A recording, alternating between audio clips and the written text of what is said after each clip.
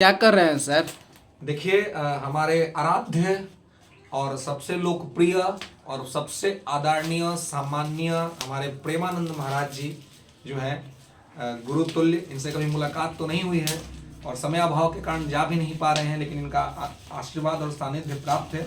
इसलिए हमने इनकी एक प्रतिमा मंगाई है, एक फोटो मंगाया है जो लगातार इनका हमारे पास रहने का जो है वो सानिध्य प्राप्त होता रहे। देखिए, और यही मैं देख रहा हूँ, यही निहार रहा हूँ अपने परम पूज्य गुरुदेव महाराज को।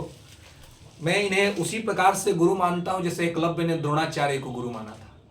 एकलव्य कभी द्रोणाचार्य से मिला नहीं था, लेकिन उन्हें अपना गुरु मानता था। मैं उसी प्रकार से प्रेमानंद महाराज जी को अपना गुरु मानता हूँ कि भाई इनकी सानिध्य में हमेशा रहें और इनके बताए हुए जो मार्ग है उस मार्ग पे सभी विद्यार्थी चले, सभी छात्र चले, तो ये अपने आप में बहुत बड़ा एक जो है सुधार होगा और भारत वैसा भारत बन पाएगा जैसा कि स्वामी विवेकानंद जी ने सोचा था। स्वामी विवेकानंद जी ने शिकागो के धर्म संसद में भाग लेने के बाद भारत की स्थिति को जिस प्रकार से व्याख्यायित किया था, उसी प्रकार से बाबा प्रेमानंद महाराज से प्रेरणा लेकर के हमारी युवा पीढ़ी पूरे विश्व को एक बार फिर से भारतीय सनातन संस्कृति का जो है वो एक गर्व अनुभूति कराने का काम कर सकती है। इसलिए मैंने बाबा की एक और प्रतिमा मंगाई है, क्योंकि ये प्रतिमा जब सामने होता है तो लगता है कि बाबा हमारे साथ हैं, हमेशा साथ है। ऐसे तो हमेशा साथ है, लेकिन हम लोग चूंकि तुच्छ मानव हैं, तो तुच्छ मानव है तो हमें प्रतिमा देखने के बाद एक आकर्षण होता है, उससे हमें कनेक्टिविटी होती है। कैसे आप देखते हैं कि एक कोई भाव उत्पन्न होता है, वो मूर्ति देख के, प्रतिमा देख के होता है।